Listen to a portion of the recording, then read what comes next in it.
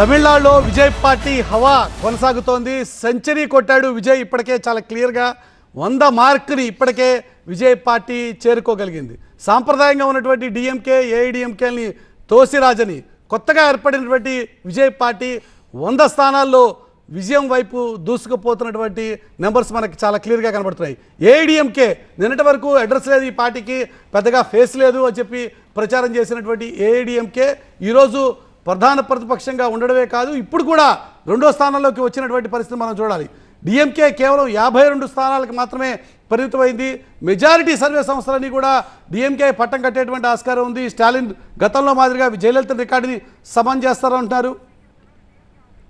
DMK office దగ్గర visuals చూస్తున్నాం. DMK office దగ్గర నుంచి ఎక్స్క్లూజివ్గా మీకు టీవీ నైన్ విజువల్స్ అందిస్తోంది. అక్కడ ఏర్పాటు చేసినటువంటి టెంట్లని తొలగిస్తున్నారు. అంటే ముఖ్యమంత్రిగా స్టాలిన్ ఇక శకం ముగిసింది అని చెప్పి ఒక నిర్ణయానికి వచ్చినట్టు మనకి చాలా స్పష్టంగా కనబడుతోంది. డిఎంకే ఆఫీస్ దగ్గర ఏమాత్రం సందడి లేకపోగా అక్కడ ఉదయం ఏర్పాటు చేసినటువంటి సెలబ్రేషన్స్ కోసం, కార్యకర్తల రాక కోసం ఏర్పాటు చేసిన టెంట్లను కూడా తొలగిస్తున్నటువంటి విషయాన్ని మనం చూస్తున్నాం. ఇప్పటికే డిఎంకే పార్టీకి సంబంధించిన మెజారిటీ మంత్రులందరూ కూడా వెనుకబడి ఉన్నారు. అలాగే స్టాలిన్, ఉదయనిధి స్టాలిన్ ఇద్దరు కూడా వెనుకంజలోనే ఉన్నారు అన్నది మనకి కనబడుతోంది.